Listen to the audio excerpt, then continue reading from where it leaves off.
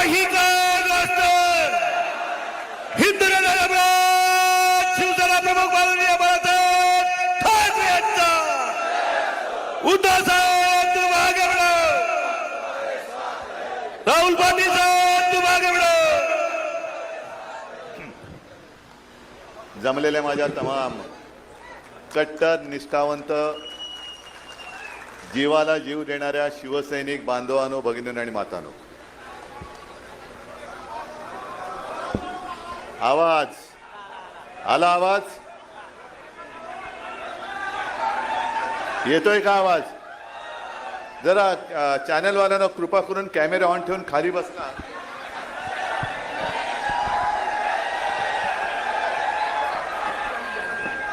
बस येतोय आवाज आता? काय होतं थोडं समजून घ्या, कारण जसं तुम्ही मला इथे बघताय तसं यांच्या माध्यमातून देशातल्या कानाकोपऱ्यात आपले शिवसेना प्रेमी आपला कार्यक्रम बघतायत. आता येण्यापूर्वी इथल्या पत्रकारांबरोबर भेटलो आणि त्यांनी मला विचारलं की कालपासून तुम्ही सभा घेताय, कसा प्रतिसाद आहे?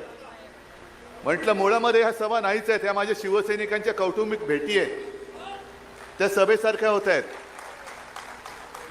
आणि इथे सगळे बघा कसं गच्च भरलंय, बाजूचा हॉल गच्च भरलाय, बाहेर रस्त्यावरती गर्दी आहे. इथे कुठेही काही नेण्या आणण्याची सोय, येता जाताना पर डे कोणाला पैसे दिलेत काय? हे सगळे सगळे शिवसेना प्रमुख. इथे खुर्च्यांशिवाय मला नाही वाटत कोणती गोष्ट भाड्याने आणली असेल. पण या खुर्च्या सुद्धा, ज्या खुर्च्यांवर सगळे बसलेत ती सुद्धा आपली हक्काची माणसं आहेत. कोणाला कसा मात चढला असेल तो एका शब्दात कसा उतरवायचा आहे ते संजय राऊत यांनी दाखवलं. किती मारशील माजून माजून, एक शब्द पुरेसा आहे, तुझं सगळं कोलमडून पडतं. आज बऱ्याच दिवसानंतर परभणीत आलोय. पहिल्या प्रथम मी परभणीकरांना धन्यवाद देतोय की तुम्ही आपल्या हक्काचा शिवसेनेचा महापौर निवडून दिलात, त्याच्याबद्दल खास धन्यवाद देतोय. जनतेची सेवा करणारा एक कार्यकर्ता तुम्ही निवडून दिलात. आता त्याच्याही वरनं माझ्यावरती टीका झाली. याने म्हणे बाळासाहेबांचे विचार सोडले. का सोडले? की म्हणे महापौर मुसलमान आहे. असेल, पण तो आमचा आहे, त्याला शिवसेनेची उमेदवारी घेऊन शिवसैनिक म्हणून तो लढलेला आहे. बरं, ज्यांनी माझ्यावर टीका केली की यांनी म्हणे मुस्लिम महापौर दिला, बाळासाहेबांचे विचार सोडले, मग त्या गदड्यांना विचारायचं, तुम्ही कालच्या विधान परिषदेमध्ये जो आमच्या नावंदरच्या विरोधात उभा करून निवडून आणला तो कोण आहे? मग ठीक आहे, आपण तराजू काढू. त्यांनी निवडून दिलेला आमदार, त्याची पार्श्वभूमी काढा, त्याच्यावरती तो कुठे काय केस खटले बिटले होते, तुरुंगात होता का ते काढा. आणि एका त्या महाराजांच्या कीर्तनासाठी स्वतःची शेती पीक काढून ती जमीन उपलब्ध करून देणार आमचा महापौर बघा.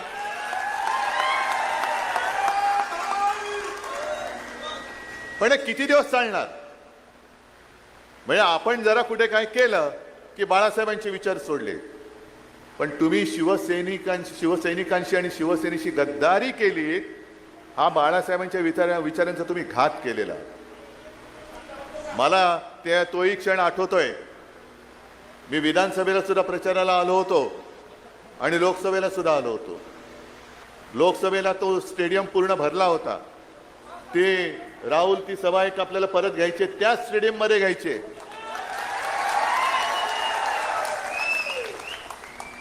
आणि पाऊस आला होता ना, पण त्या पावसात सुद्धा ना तुम्ही हल्लात ना मी हल्लो.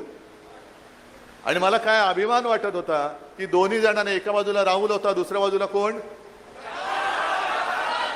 जरा गोंधळलं मी, कारण काय नवीन तुम्ही नावं ठेवता. काय आताच तो होता. आता मला काय माहित की वाघाचं कातडं पांघरलेला हा काय जरा मला शब्द पाठ करायला त्रास होतो. वाघाचं कातडं पांघरलेला कोण होता? तर मी काय करू? मी केले दोघांच्या हातवर. त्यातला एक हात राहुलनी जो पकडला होता तो वरच्या वर चांगला अजूनही अभिमानाने आहे. आणि दुसरा पळाला, विकास करण्यासाठी पळाले. मला पत्रकारांनी तेही विचारलं, विकास निधी म्हटलं कोणाचा? मतदारसंघासाठी, मतदारांसाठी की स्वतःचा खासगी विकास निधी? कारण तो एक व्हिडिओ तो सुद्धा फिरतोय, विमानात बसलेत महाशय आणि बदाम वगैरे खात आहेत.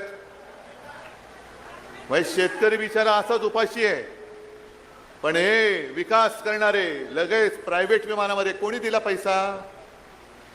प्रायव्हेट विमानातून चालले ते सगळे गाढवं. आपल्या इथला गाढव, बाजूचा आहे विदर्भातला एखादा, सगळे. आणि एवढ्या बेशरमपणाने तो व्हिडिओ टाकले की त्याच्यामध्ये तो एक दलाल पण दिसतोय, ज्यांनी खरेदी विक्री करतात ना, दलाल जे नाक्यावरती उभे राहतात, तसं तो दलाल पण दिसतो त्याच्यामध्ये. पण हे बेधडक, म्हणजे कोणाची जनाची नाही, मनाची नाही, कोणाची पर्वा नाही, लाज लज्जा शरम सगळं गुंडाळून ठेवलंय आणि खाजगी विमानातून दिले. कुठून आणला हा पैसा? म्हणजे माझ्यावरती जे टीका करतात की आत्मपरीक्षण केलं पाहिजे उद्धव ठाकरेंनी, पक्ष का फुटतोय? खरंच आत्मपरीक्षण केलं पाहिजे, पण एकट्या उद्धव ठाकरेंनी नाही, आत्मपरीक्षण सगळ्यांनी केलं पाहिजे. ममता बॅनर्जी पासून सगळ्यांनी केलं पाहिजे. आणि त्याही पेक्षा टीकाकारांनी केलं पाहिजे की आमच्या पक्षफुटीची केस 4-4 वर्ष सुप्रीम कोर्टामध्ये अजून प्रलंबित आहे. का आत्मपरीक्षण केलं जात नाही? का ती केस प्रलंबित आहे? आता सुद्धा हे 6 गद्दार झाले. अरविंद सावंत, संजय राऊत आणि अनिल देसाईंनी जाऊन, आणि एक आपले राजाभाऊ वाजे, अभिमान आहे मला त्यांचा, लोकसभा अध्यक्षांनी जाऊन पत्र दिलं होतं की जर तुमच्याकडे कोणी असं आलं तर कोणताही निर्णय घेण्याच्या अगोदर आमचंही म्हणणं ऐकून घ्या. आणि त्याच्याप्रमाणे त्यांनी गेल्या 24 तारखेला, म्हणजे अरविंद सावंत हे आपल्या लोकसभेच्या संसदीय कामकाज समितीच्या दौऱ्यानिमित्त अध्यक्षांच्याच सहीने जे पत्र येतं त्या पत्रानुसार कारगिलच्या दौऱ्यावरती होते. कारगिलचा म्हणजे देशासाठी हा महत्वाचा विषय. कारगिलच्या दौऱ्यावर तुम्हीच पाठवलं होतं, येणार होते 25 तारखेला, पण लोकसभा अध्यक्षांचं फरमान आलं तुम्ही 24 तारखेला या. मी अरविंदना म्हटलं की तुम्ही त्यांना सांगा की आपल्याच आदेशानुसार मी कारगिल येथे आलोय, तो दौरा देशासाठी महत्वाचा आहे, अर्धवट सोडून येऊ का? त्याने म्हटलं या. कारगिल गेलं खड्ड्यात. कारगिलचा दौरा बिवरा काय नाही, तुमचा पक्ष फुटण्याची घाई झाली माझ्या मालकांना, त्याच्यासाठी तुम्ही पहिले या. आणि मग त्यांना आपली बाजू आपण सांगितली, मांडली. जी बाजू मी शिवसेना वर्धापन दिनाच्या निमित्ताने ती उल्हास बापट म्हणाले ती मी क्लिप ऐकवली होती, तुम्ही ऐकली असाल ती क्लिप. त्याच्यात स्पष्ट आहे, ते काय शेड्यूल 10 ना, त्याच्यामध्ये असं म्हटलेलं आहे की 2/3 लोकांनी, म्हणजे हा माझा पक्ष आहे, हा पक्ष इथून निवडून देतो, तेव्हा ते जाऊन तिकडे बसतात. तिकडे जाऊन बसणारे म्हणजे पक्ष नाहीत, ते आमचे प्रतिनिधी आहेत, लोकप्रतिनिधी आहेत. लोकप्रतिनिधी म्हणजे पक्ष नव्हे, जनता मतदार म्हणजे पक्ष आहे. आणि 2/3 जे सभासद असतात तिकडे लोकप्रतिनिधी असतात, ते जर का इकडून तिकडे गेले आणि दुसऱ्या पक्षात विलीन झाले तर त्याला कायदेशीर मान्यता मिळू शकते का? तर उल्हास बापटांनी म्हटले नाही. कायदे तज्ज्ञ आहेत उल्हास बापट, बुजुर्ग आहेत. अशी माणसं फार थोडी राहिले ज्यांना कायद्याची, नुसते बुजुर्ग नाही तर कायद्याची काही बूज आहे, कायद्याची काही जाणीव आहे, कायद्याबद्दल काही आदर आहे, कायद्याचा अभ्यास आहे. आणि त्यांनी स्पष्ट सांगितले की त्याच्यात संविधानात, हे कोणी तुम्ही मी किंवा बापटांनी लिहिलेलं नाहीये, संविधानात घटनेमध्ये लिहिलेलं आहे की जेव्हा एखादा पक्ष दुसऱ्या पक्षात विलिनीकरणाचा निर्णय घेतो त्याला 2/3 लोकप्रतिनिधींचा जर पाठिंबा असेल तर ते होतं. 2/3 लोकप्रतिनिधी विलिनीकरणाचा निर्णय घेऊ शकत नाही. आता हा तुमचा नवीन जो शब्दांनी तुम्ही जो बॉस म्हणताय, हे सगळे 6च्या 6 जर कायद्याचं राज्य या देशात असेल तर ते बाद झाले पाहिजे. जर कायद्याचं राज्य असेल तर. आणि कायद्याचं राज्य नसेल, पण मला अजूनही लोकसभा अध्यक्षांवरती विश्वास आहे कारण शेवटी तुम्ही कायदा पाळला नाहीत तर जनतेला सांगू शकणार नाही तुम्ही कायदा पाळा म्हणून. सुरुवात वरून व्हायला पाहिजे. लोकसभा अध्यक्षांनी कायदा पाळला पाहिजे. जे डॉक्टर बाबासाहेब आंबेडकर यांनी आपल्याला घटना दिलेली आहे, जी घटना दिली आहे त्या घटनेनुसार जे योग्य आहे ते योग्य करण्याचा अधिकार हा लोकसभा अध्यक्षांनी दिला आहे. अधिकार आणि मर्जी याच्यामध्ये फरक आहे. आम्ही अधिकार मानतो, मर्जी मानणार नाही. मर्जी नाही मानणार आम्ही. आणि म्हणून 2/3 जर तिकडे गेले असतील त्यांना वाटलं असेल की 6वा आला म्हणजे झालं, 6वा आला म्हणजे झालं. होत नाही. आणि कायद्याला जागणारे लोकसभा अध्यक्ष आहेत असा माझा अद्याप तरी विश्वास आहे. आणि कदाचित या चॅनलच्या माध्यमातून ते बघत असतील. मी जे मराठीत बोलतोय ते हिंदी करून त्यांना कोणतरी सांगत असेल तर त्यांना मला हात जोडून सांगायचं आहे की जे घटनेत दिलेलं आहे त्याचं उल्लंघन तुमच्यासारख्या जबाबदार पदावरती बसलेल्या व्यक्तींनी करता कामा नये. कारण नाहीतर इतिहासामध्ये जशी आमची एक निस्पृह निष्पक्षपातीपणे न्याय देणारे म्हणून रामशास्त्री प्रभूणेंची नोंद झाले तशी तुमची घटना तोडणारे अध्यक्ष म्हणून नोंद होऊ देऊ नका. एवढीच मला त्यांना हात जोडून विनंती करायची. आणि मग राहतोय प्रश्न तो परभणीचा. आता सुद्धा मी येताना मला शेतकरी भेटले. आमचा पीक विमा अजून मिळालेला नाहीये. काय विकास कुठे आहे?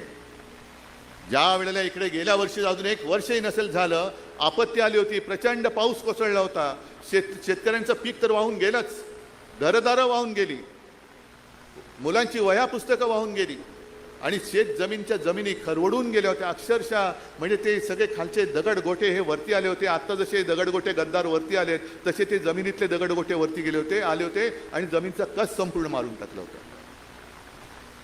जे म्हणतात उद्धव ठाकरे फिरले नाही, उद्धव ठाकरे फिरले नाही, मग तेव्हा कोण फिरलं होतं? मी आलो होतो ना तुमच्या इकडे. पण त्या दौऱ्यामध्ये माझ्यासोबत राहुल होता. हा कुठे होता? गद्दार. मोर्चाला नुसता तोंड दाखवायला आला होता. पण मी शेतकऱ्याच्या बांधावरती जाऊन अंबादास तुम्ही बरोबर होतात, अनेक जण इथले माझ्या सोबत होते, तुमच्यापैकी सुद्धा अनेक जण सोबत असतील. आपण शेतकऱ्याला जाऊन भेटलो होतो, बांधावर जाऊन भेटलो होतो, त्यांच्याबरोबर बोललो होतो आणि मग तिथून आपण मागणी केली होती की शेतकऱ्याला संपूर्ण कर्ज मुक्त करा. त्या कुठल्याही दौऱ्यामध्ये हा गद्दार नव्हता. उद्धव ठाकरेंनी आमच्याकडे लक्ष द्यायला पाहिजे होतं. मला पत्रकारांनी विचारलं, म्हटलं बरोबर आहे. जर लक्ष दिलं असतं तर तुमच्या भानगडी आम्हाला कधीच कळल्या असत्या. लक्ष नाही दिले, माझी चूक झाली. लक्ष द्यायला पाहिजेच होतं. पण यापुढे तुम्ही लक्ष द्यायचंय. हा जो तुम्ही माझ्याकडे चाबूक दिलेला आहे आसूड, महात्मा ज्योतिराव फुलेने जो म्हटलंय शेतकऱ्याचा आसूड, तसा हा आसूड आहे. आणि हा चाबूक तुम्ही मला दिलात पण मी तुमच्याकडे परत दिलाय. कारण हे चालवण्याचं काम तुम्ही करायचंय. हे चालवण्याचं काम तुम्ही करायचंय. म्हणजे तुम्ही आतापर्यंत ज्याला प्रेम दिलं त्या प्रेमामुळे माजले. आणि काही जणांची लायकी नसते. प्रेम ज्यांना परवडत नाही ना ते गद्दारी करतात. आणि जर का विकास निधीसाठी पक्षांतर केलं असेल तर मी काल सुद्धा म्हटलं झालं. आज यावर्षी RSSला 100 वर्ष झाली. 100 वर्ष. भारतीय जनता पक्षाला सुद्धा आणीबाणीनंतर जन्माला आलेला पक्ष आहे. त्याच्या आधी जनसंघ होता. आज आमचे 3 खासदार आणि राज्यसभेत 1 खासदार आहे. हे आपले 3-4 जण पुरेसे आहेत. पण 3 खासदार राहिले, शिवसेना संपली. त्या सगळ्या बेखल्याने मी सांगू इच्छितो की जोपर्यंत शिवसेना प्रमुखांनी हिंदुत्वाचा विषय हाती घेतला नव्हता तोपर्यंत भारतीय जनता पक्षाची आज जगातला सगळ्यात मोठा पक्ष होता त्याच्याहून आता कॉक्रोच जनता पार्टी मोठी झालेली आहे. आणि त्यावेळेला फक्त भारतीय जनता पक्षाचे 2 खासदार होते. 2. अडवाणी उभे नव्हते राहिलेले आणि स्वतः अटल बिहारी वाजपेयी निवडणूक हारले होते. म्हणजे तेव्हा खरंच भाजपला मूठमाती देऊन मोकळं झालं असतं तर बरं झालं असतं. पण आपण भोळी माणसं. हिंदुत्व हिंदुत्व हिंदुत्व. आमचं हिंदुत्व वेगळं हिंदुत्व आहे. आमचं हिंदुत्व हे राष्ट्रीयत्व आहे. पण जो या देशाला आपला मानतो तो मुसलमान असला तरी आमचा आहे. पण जो या देशाला आपला मानतो तो मुसलमान असला तरी आमचा आहे. हे आमचं हिंदुत्व आहे. आणि मी नेहमी जे सांगतो की आमचं हिंदुत्व कसं आहे. आम्ही जय शिवराय पहिलं बोलतो कारण छत्रपती शिवाजी महाराज हा आमचा देव आहे. आई तुळजाभवानी आहे. हर हर महादेव म्हणतो. जय श्रीराम पण म्हणतो, पण आमचं हिंदुत्व हे हृदयात राम, हाताला काम आणि शेतकऱ्याला शेतमालाला दाम हे देणारं आमचं हिंदुत्व आहे. पण यांचे 2 खासदार राहिले होते. एक देशातली पहिली निवडणूक 1987 साली पार्ल्याची पोटनिवडणूक, जी फक्त हिंदुत्वाच्या मुद्द्यावरती लढवली गेली आणि जिंकली गेलेली पहिली निवडणूक